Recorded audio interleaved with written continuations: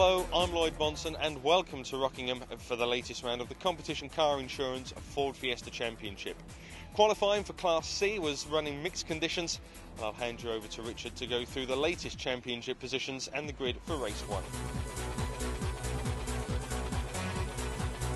Thanks very much, Lloyd. Coming away from Brands Hatch, it's David Grady leading the championship from Ed Cockhill, then Matt Parr in third, Harry Cockhill fourth from Matt Foley and Mike Bushell.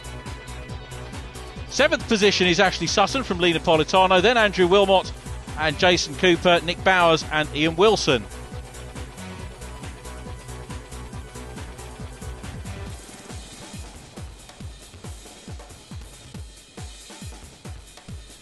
As Lloyd said, difficult conditions here at the Rock today. Very wet in qualifying on Saturday. Those conditions carried through to today's race. And it's David Grady on pole position with Matt Parr alongside. Then it's Jason Cooper and Ashley Sutton on row 2. Row 3, Nick Bowers and Harry Cockhill. Ed Cockhill lines up on the inside of row 4. Lee Napolitano next to him from David Abbott. Then it's Mike Bushell, Rex Nye and Nick Pope. The 7th row of the grid, Ian Wilson with Graham Field in position 14, then Matt Foley and Andrew Wilmot in 16th.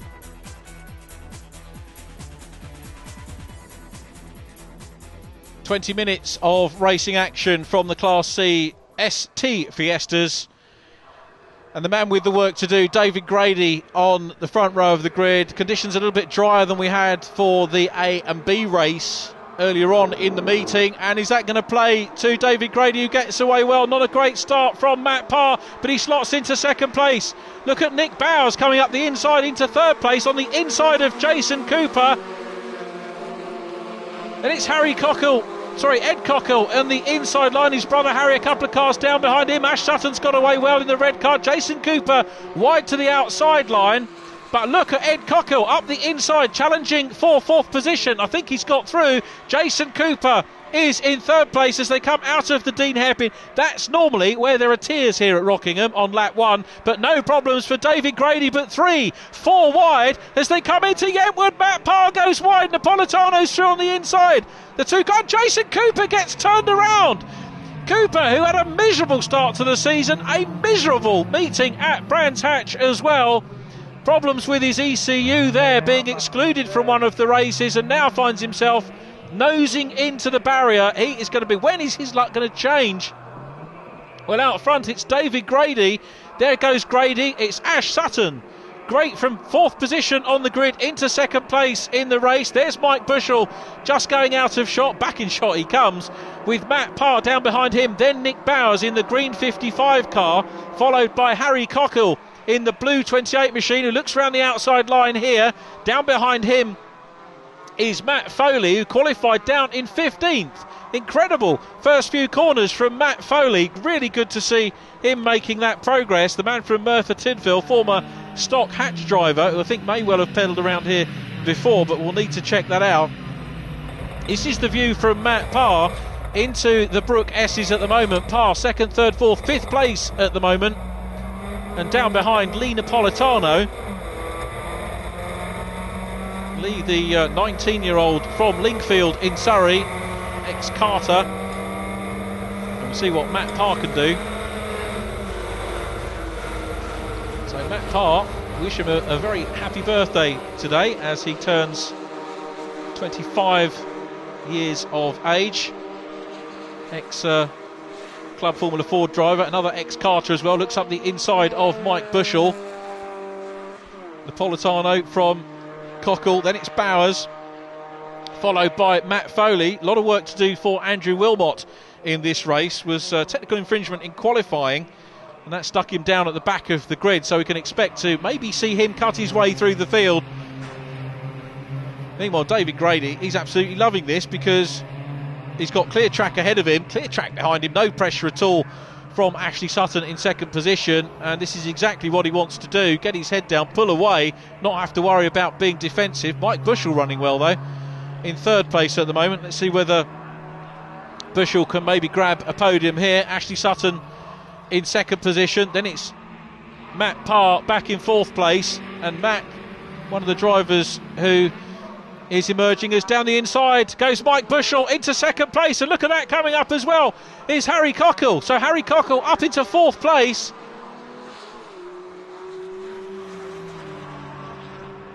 Harry Cockle fourth in the championship. It's his brother who is second in the standings as we come into this Rockingham round, and Harry Cockle will be very pleased with that manoeuvre. You can see this part of the circuit is very tricky. The other part's looking largely much drier, but when they get past the Brook S's, things seem not to be as good. We've got the second place car. Mike Bushell's got his windscreen wipers on. Cockle from par in that position.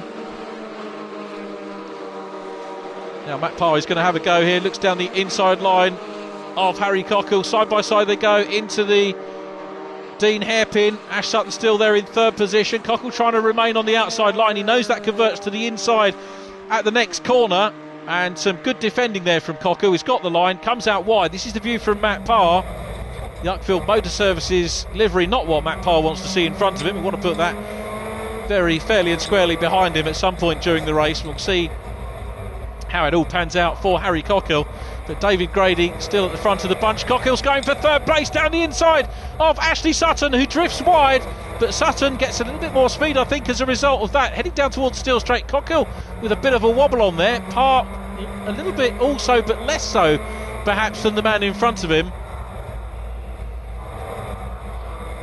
So heading back towards the main Rockingham building and down towards the Tars and hairpin. Let's see whether Cockle's going to have a jump down the inside here. The quicker line tends to be on the outside on this corner. Brake lights on from Sutton. Call me a liar, Cockle doesn't. He goes through on the inside line and gains more momentum. So Ashley Sutton now down to fourth position. Harry Cockle up into third, and a potential podium for the man in fourth position in the championship. Mike Bushell is ahead of him, and Matt Parr absolutely nothing to do at the moment about Ashley Sutton, who gets it all crossed up coming out of the S's onto the main straightaway and down the inside, and up into fourth position goes Matt Parr.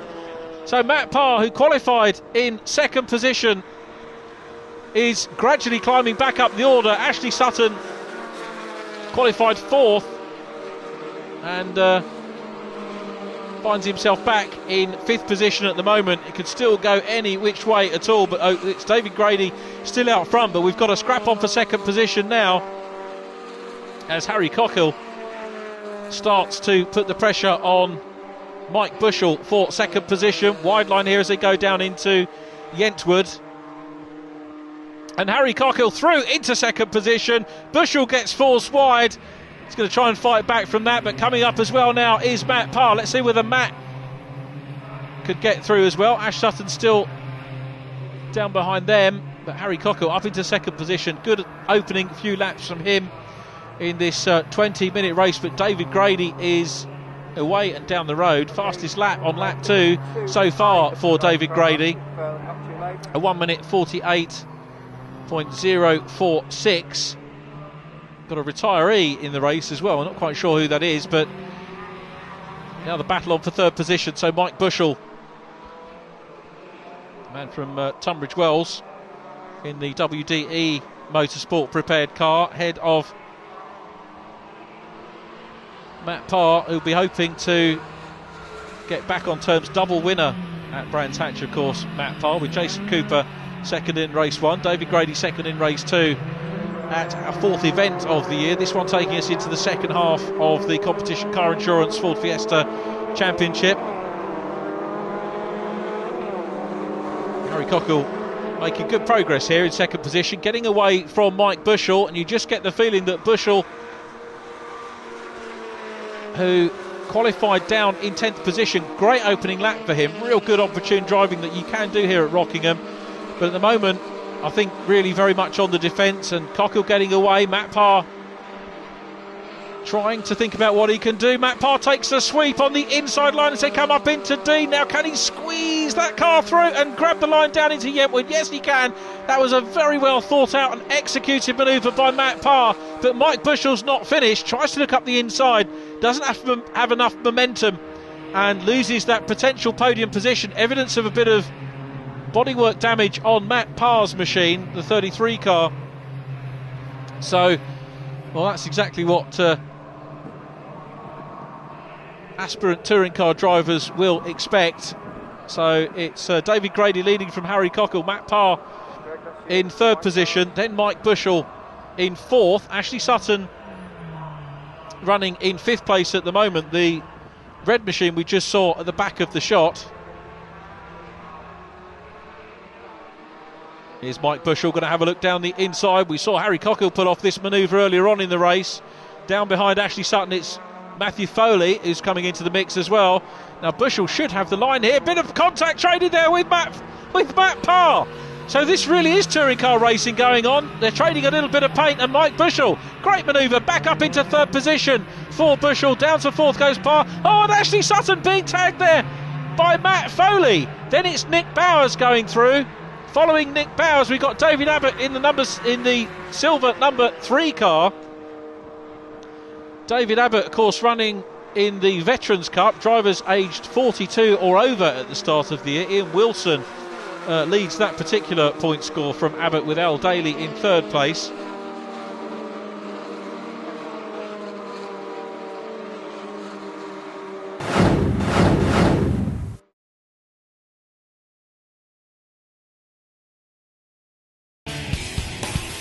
With so much racing going on in the world, you'd have to be a four-headed monster to keep up with it all.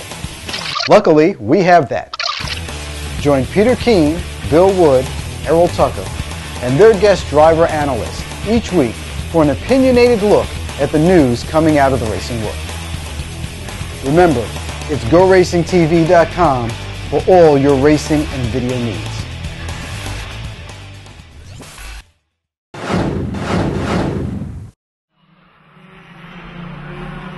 Cooper looks to the outside line, runs over the curbs. If he continually does that with both wheels or both sides of the car, then the clerk of the course may well have a word with him. But at the moment, I don't think there's any problem for the line from Jason Cooper. Let's watch him at Graham Hill Bend and see how far he comes out here. No, just the two wheels. That's absolutely spot on stuff from Jason Cooper in second place. Along Cooper Straight, up into Surtees, the left-hander. The gap is around about 1 car length between the two. Now sometimes you can chop down the inside as you come into clearways. It does compromise the exit speed a little bit, and the other car's perhaps getting a better run. It looks to me like Jason Cooper feels this is where he tends to close in. He did on the last lap, pulled out of the slipstream, does so again, wide line into paddock, maybe looking for the chop back on the inside as they go down the hill. We're going back and having a look at some of the placement going through, but we rejoin the leaders at the bottom of Halewoods, up Halewood Hill now in towards Druids. Well, these three, as I said, absolutely playing cat and mouse with each other, very little to choose, and Cooper tried the one move at Druids and very nearly got punished for it. There was contact between himself and Grady. Those three, though, have picked up the pace, or is it Andrew Wilmot maybe losing a little bit of pace here? Well, just looking at the lap times, I can tell you that fastest lap of the race is with Andrew Wilmot on lap 5. Now, I hadn't checked that out. The fourth place man, wonder if he shot tyres maybe at this stage, but he's got the fastest lap of the race, Wilmot, 56.079.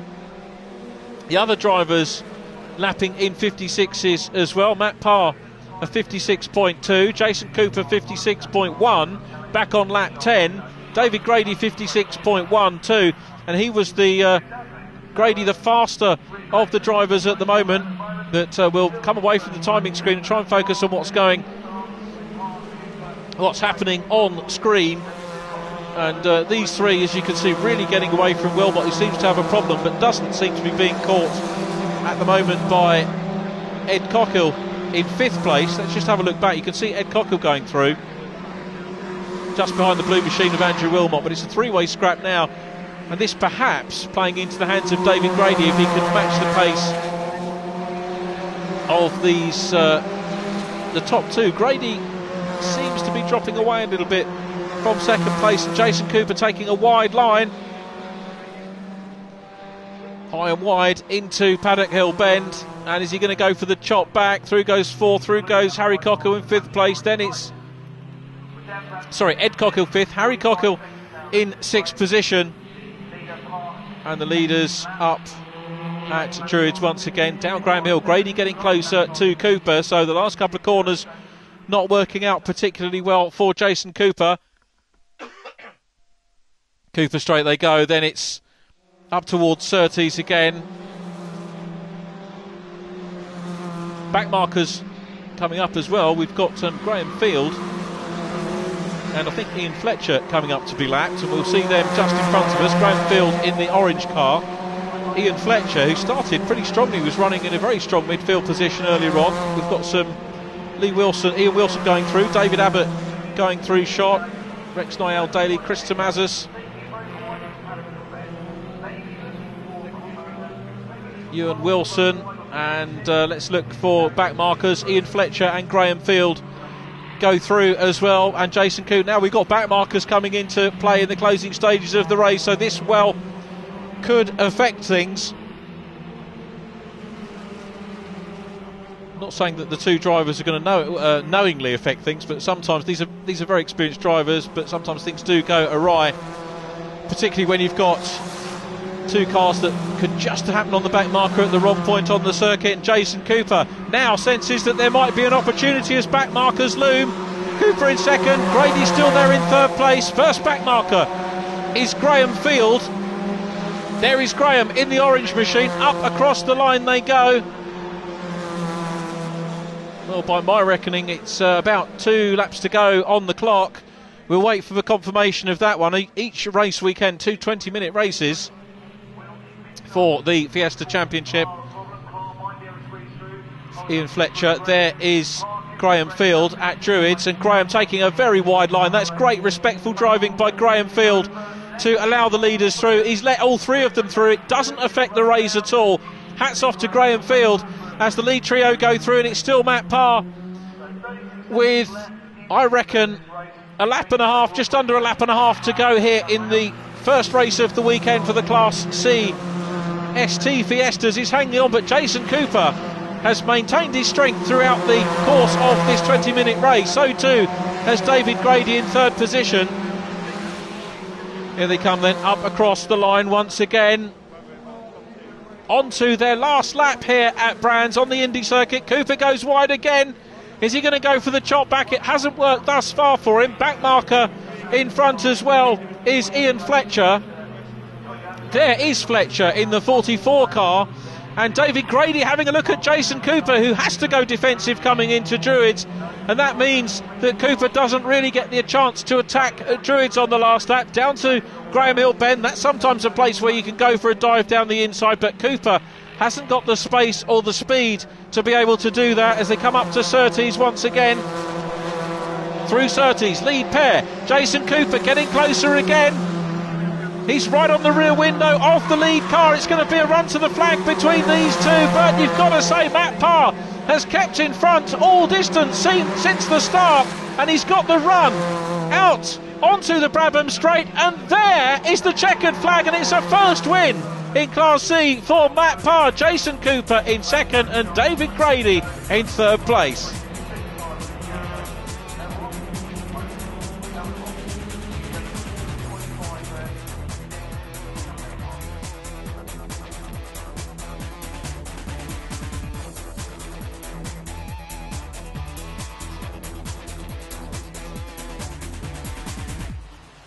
So Matt Parr becoming our third different winner this season. Jason Cooper in second and championship leader David Grady third from Andrew Wilmot, then Ed Cockhill and Harry Cockhill. Ashley Sutton seventh from Nick Bowers, then Lee Napolitano and Matt Foley. Mike Bushell in 11th place and David Nye 12th.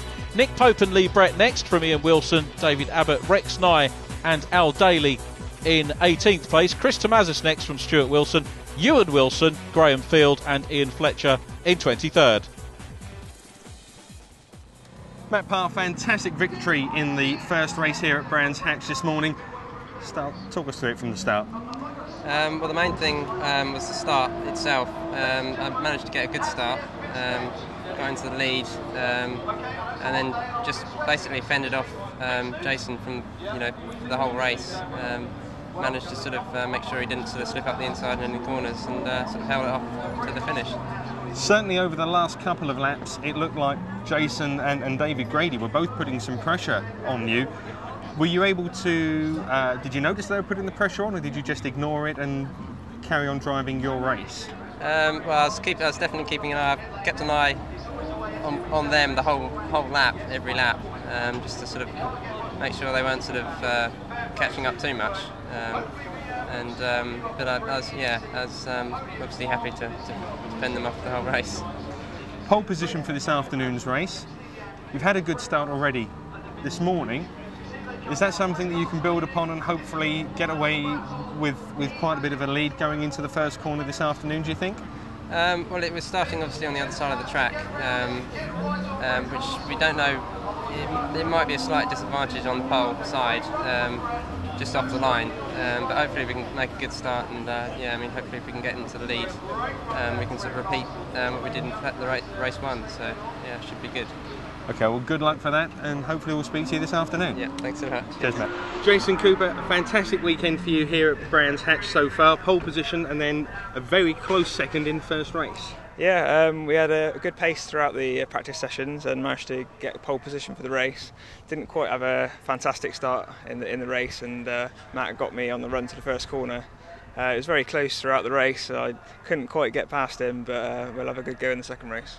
And how difficult was it having Grady right behind you as well? Yeah, that's the thing. I was attacking as best as I could, but I also had to keep an eye on my mirrors to stop David coming past. But all three of us are very, very close, and even Wilmot behind us, he was showing very good pace. He got fastest lap, so I think the four of us might be very close in the second race. Now, you're going to be starting from second. Someone has said to us that might actually be the better side of the grid to start from. Yeah. Do you feel that could be an opportunity for you to get away from the start in a good place? Yeah, hopefully.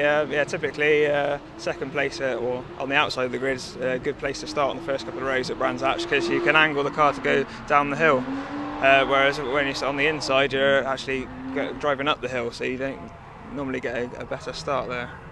Fantastic. Well, hopefully we'll be looking out for your start this afternoon. Should be a good one. Yeah. And with any luck, we'll be speaking to you again afterwards. Hope so. Thanks very much, Jason. Cheers. David, there was a bit of a battle out there in the first race this morning for you. Talk us through it, because there seemed to be a lot going on, especially in the opening laps. It certainly was. The opening laps, having started from third, I was faced with a bit of a roadblock, really.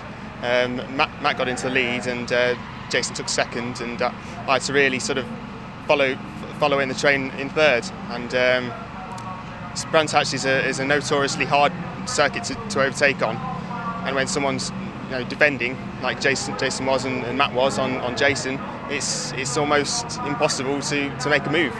It certainly looked a couple of times towards the end that you were going to try and make a move through Paddock Hill and up into Druids.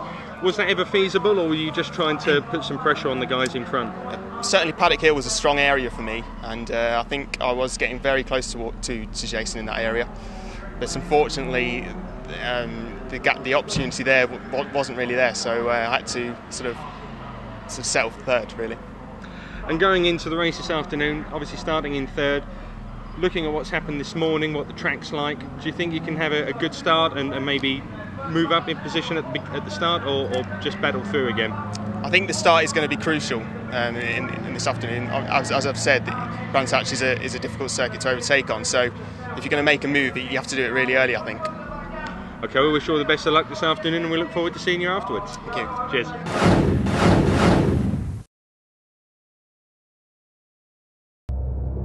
The club, an amateur racer. Here at Go Racing TV, we salute you. And we want to give you all the tools and info to compete with the best. Find out how to do it all from your own garage by watching our Club Racer and Autocrosser shows. GoRacingTV.com, supplying all your video racing needs.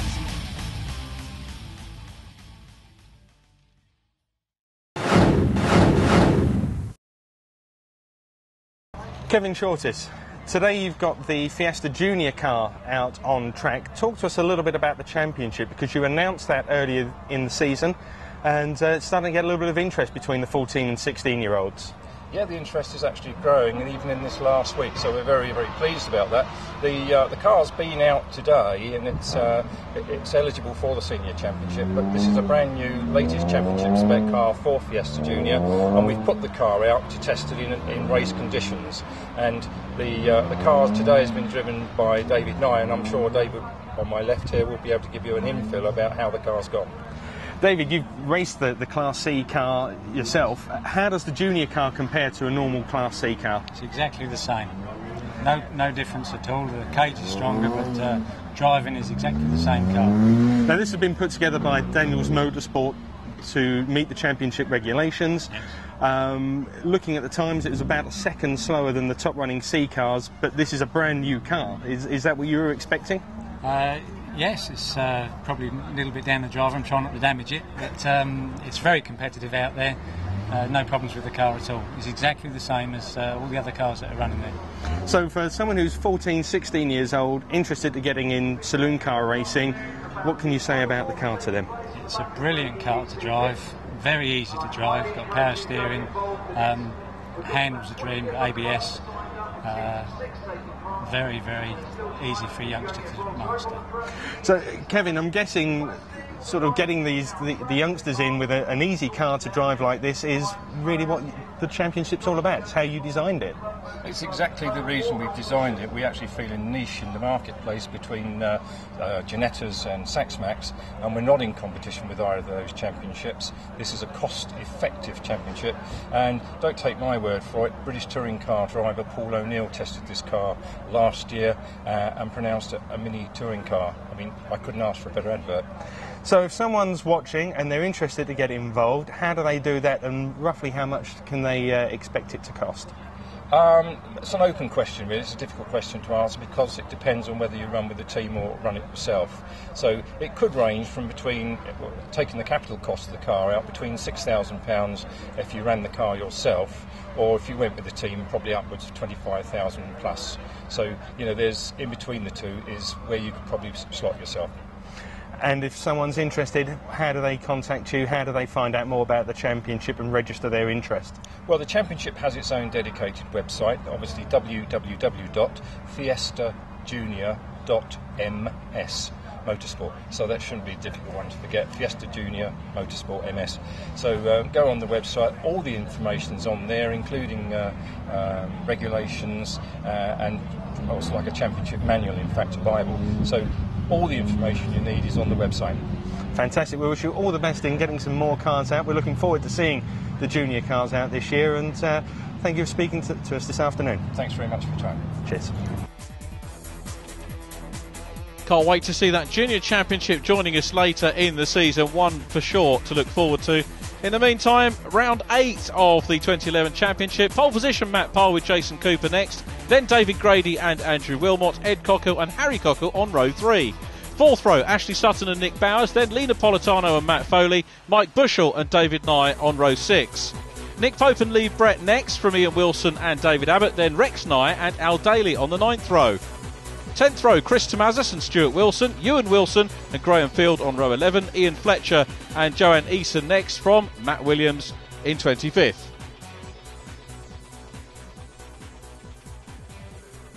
"20 more minutes of Fiesta action. Let's see whether Jason Cooper can make the most of that start from the outside, as we saw Matt Parr do on the first race. Cracking start, then a little bit more momentum from the outside line and going across into lead position, but defending absolutely as he should is Matt Parr on the inside. Nick Bowers trying to power his way around the outside at paddock in green, but they're side by side for the lead. Matthew Parr on the inside, Jason Cooper on the outside in the 35 car. David Grady's down in 4th. Bowers around the outside line. There in the mix is car number 3, David Abbott as well, the South Constant based driver. And a spin, there's problems at Druids. I said in race 1 that there are often problems at Druids on the first lap of any race, and that's the case there as Cooper comes through. He's braved it out and he takes the lead as they go into Surtees. Jason Cooper leads but throws it away. Big sideways moment. A big tank slap from him, but he held on to it. Fair play, Jason Cooper. And now coming back at him is Matt Parr. Matt Parr down the inside. Andrew Wilmot's coming up to play as well on the inside line. And this could be very bad news for Jason Cooper. He could get hung out to dry here in the 35 car. He's got all the hard work to do again. He's down in second there. One of the casualties of that Druids incident was Ian Fletcher. The other car we saw, I think, involved was Joanne Eason. Cooper on the outside at Druids. Harry Cockle's come up. Harry Cockle has passed his brother round the outside. Incredible stuff. Ed Cockle on the inside is going to have to chop back in, but it's still Jason Cooper in second position, chasing Matt Parr, beg his bond to the race leader under big pressure from Jason Cooper. Andrew Wilmot, fourth position, is championship leader David Grady. The car's coming up into McLaren, and this was a cracking start. Not so cracking, of course, for the ones with damage. There's Cooper! Cooper's off! Bounce off the track. He's really been hung out to dry and disappears. He's down behind Lee Napolitano and Nick Bowers. So Jason Cooper from what was it was a sedate looking second place in race one. We didn't see any place changes, but he was really gunning for it throughout that race. Now finds himself well down the order. And are we going to see a Matthew Parr double here at Brands Hatch? 82 looking up the inside line. That's Matt Foley. He was involved in some rubbing and racing, of course, in race one with the man that's now up into fourth place. Harry Cockle is ahead of Ed Cockle, which is very good news for him. Ash Sutton is down behind them in the red 16 car. And David Grady, I'll tell you what, David Grady, who when he's not winning still seems to plant that car on the podium. A good close up there of Ash Sutton's car. And Jason Cooper has really had some rubbish luck in the first couple of races this year, really fancied as a championship contender.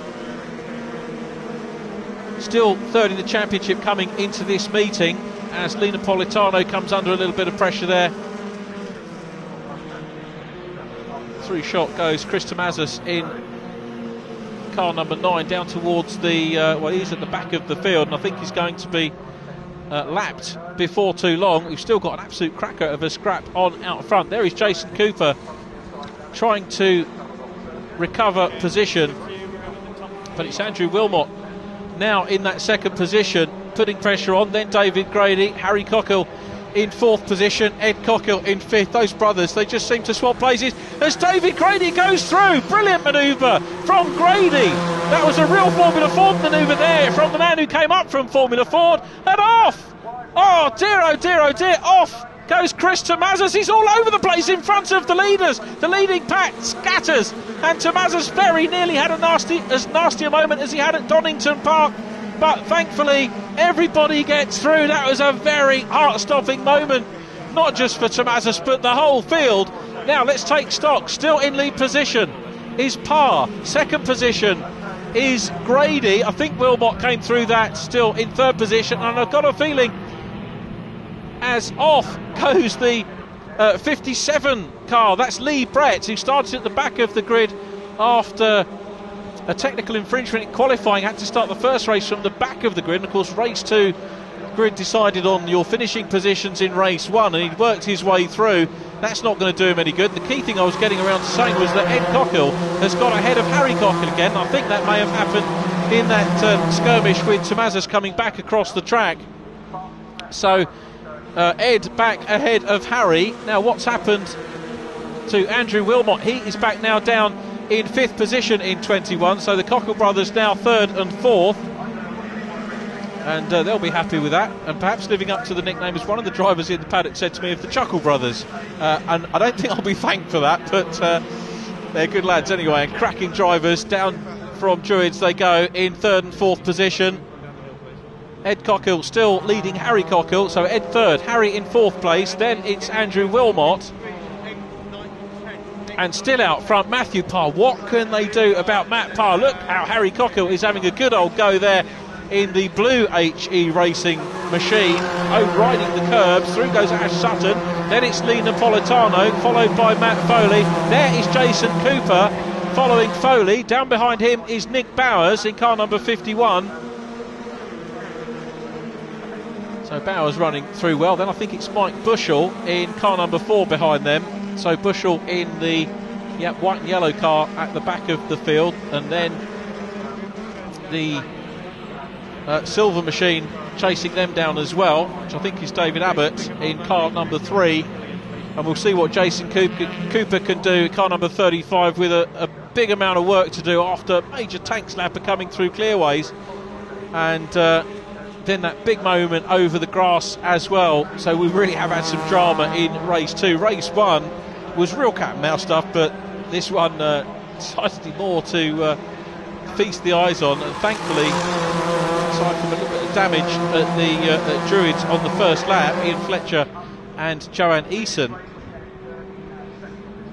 David Grady climbs up the hill towards Paddock Hill Bend in the 72 car. The man from Leicester, the Unitec car, putting pressure on the relatively local driver who won the first race of the day. Grady wants another race win to add to his collection for this year, and we're better to do it than Brands Hatch. 72 takes a wide line, no pressure at all from Ed Cockle in 3rd, Harry Cockle's 4th, then it's Andy Wilmot. Look at the field coming through. Nick Bowers looking up the inside line there of Matt Foley, with Jason Cooper down behind them, followed by Mike Bushell.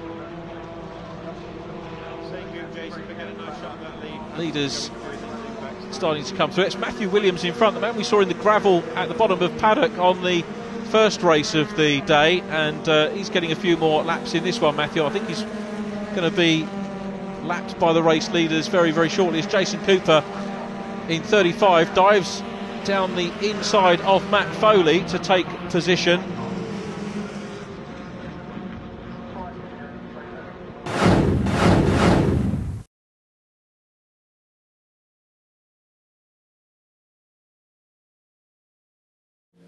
Hi there, I'm Tom Natcher, and this is Greg Kramer. We're called the old bastards of racing in many circles. You know, I guess we met back in the late 1980s. Easy. It had to be at least that far back. Glory day of some racing, too. Oh, absolutely. Trans Am was a part of the picture, and actually I learned to do pro announcing from this man around the Trans Am Championship. Oh, that is a long time ago. A very long time ago, but I'll tell you what, you take a look at Trans Am racing in the early 90s in particular, the names that were running at that time. But the other side of the story was World Challenge was really starting to come alive at that point. And the names in that, there were sometimes you'd look at the two rosters and go, you know, I'm not sure which one is the most talent. Some amazing stuff from those decades past, and of course a lot of those drivers also doubling up, running amateur racing in the runoffs, and it was spectacular stuff. Now Go Racing TV has got all of that action, Trans Am World Challenge, and even some runoff material, all coming up over the next season. That's going to be something to watch. I know, to be able to relive those 2 decades of motorsports from the Sports Car Club of America's Pro Racing Department, Trans Am World Challenge, and then you include the National Amateur Championships, the runoff, the intense battles that unfolded there. It simply doesn't get any better than that, and it lives again right here on GoRacingTV.com. Because I need to spend more time in front of my computer.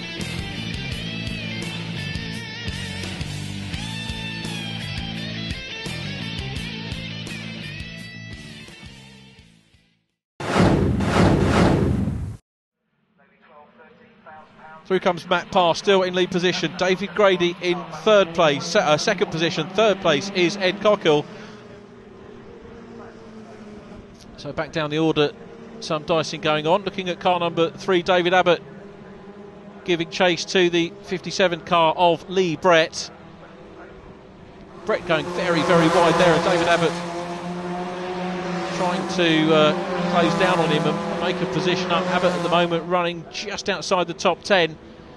And meanwhile, right at the sharp end, we come back. David Grady having a look here, goes for the wide line as they come through Paddock Hill Bend, drops back in, follows the line. This is the cat and mouse stuff we saw in race 1. And Grady now, you've got to say his best hope is a mistake really from Matt Parr. He just doesn't seem to have the extra momentum anywhere to be able to get a run at the race leader, and even less so when you've got the 3rd place car of Ed Cockle in the mix as well. Ed Cockle in 3rd place at the moment. This trio goes along Cooper Straight into Surtees once again. Be quite nice to see how things are panning out. 4th position, Andrew Wilmot is still there in that position. So Wilmot in 4th place, a little bit of drift, trying to close in and racking up fastest laps. Through goes Ash Sutton, through goes Harry Cockhill. There is Lee Napolitano, followed by car number 35, beg your pardon, Jason Cooper, who looks up the inside of the 24 car, side by side, along the Brabham Straight, and through into upper position goes Jason Cooper. And bear in mind how difficult it is to pass in these cars, and think as well about how well Lee Napolitano went last year. Started halfway through the season in the A and B category and was on the podium at, I think, virtually every race that he started.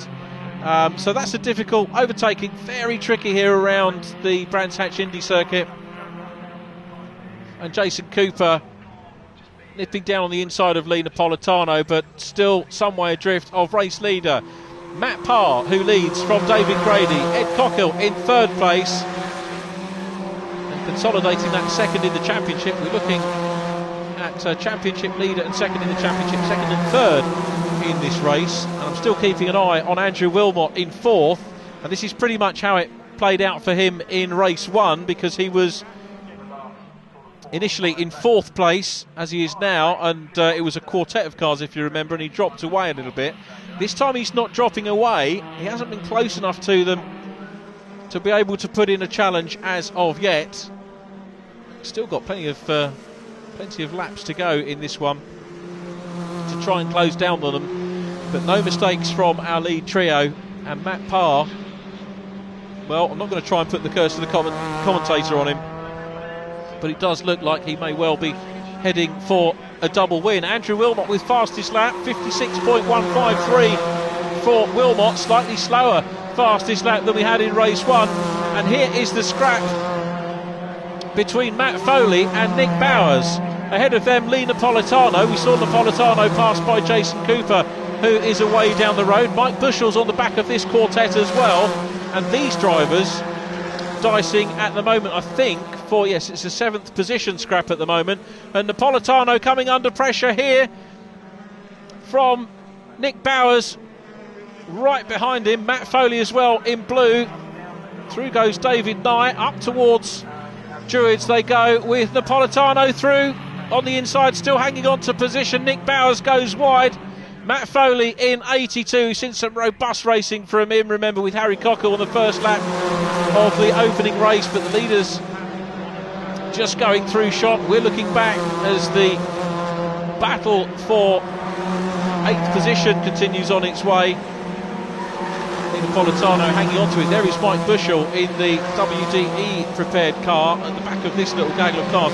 There's talent right the way down the order, driving talent, you've got to say, as the race leaders go through on the inside of Matthew Williams. It's Matt Parr still there, David Grady in 2nd position.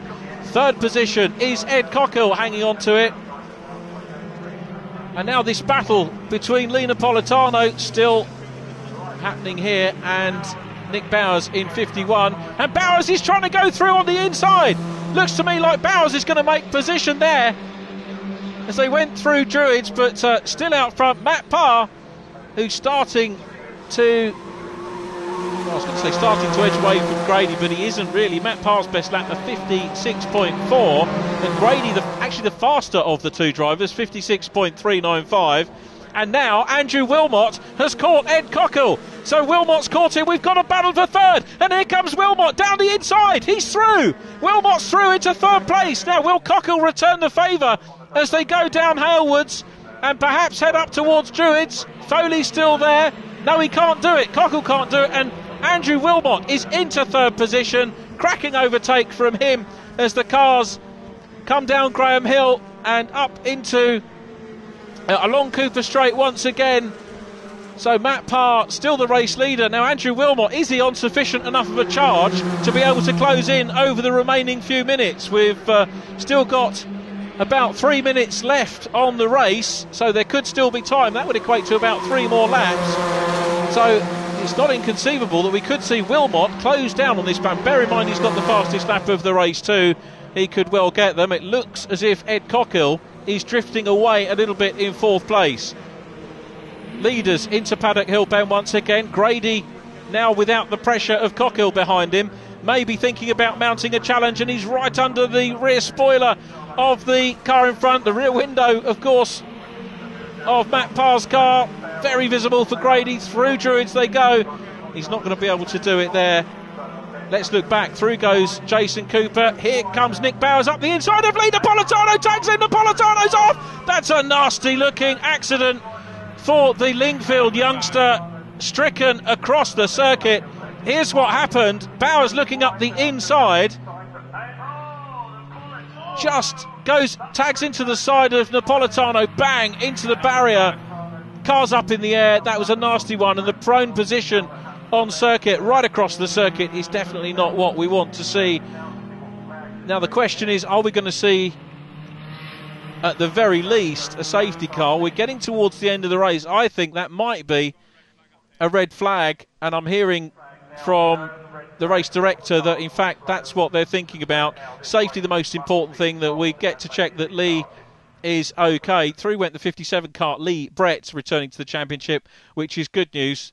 The bad news is red flag. Of course, the good news is that Lee Napolitano's health is the most important thing on the circuit, and he will be attended to and hopefully be back with us at the next round of the championship at Rockingham.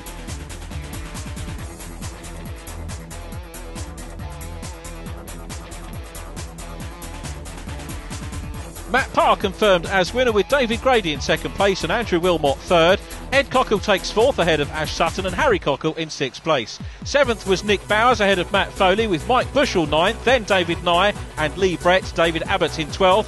13th was Nick Pope ahead of Ian Wilson and Al Daly. Graham Field in 16th from Rex Nye and Stuart Wilson 18th. 19th was Ewan Wilson. 20th Chris Tomazis, and 21st Matthew Williams.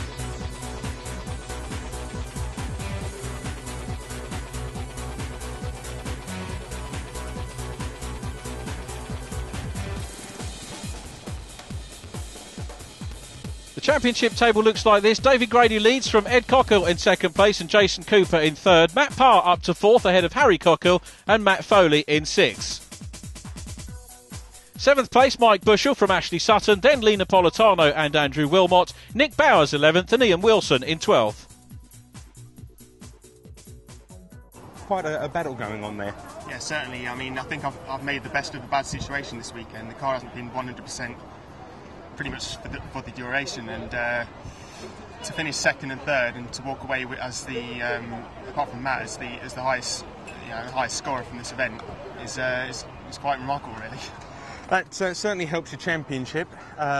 Certainly with no one else coming up to challenge you too much. Looking forward to Rockingham. Is it a track that you think you're going to be able to go well at? It's a technical circuit, a bit like Snetterton earlier in the year. So I think we've got a good setup in the car, which is crucial, and I'm really looking forward to it. I've been there before, and I've gone well there in the past, so I don't really see any problems going into that race in a month's time.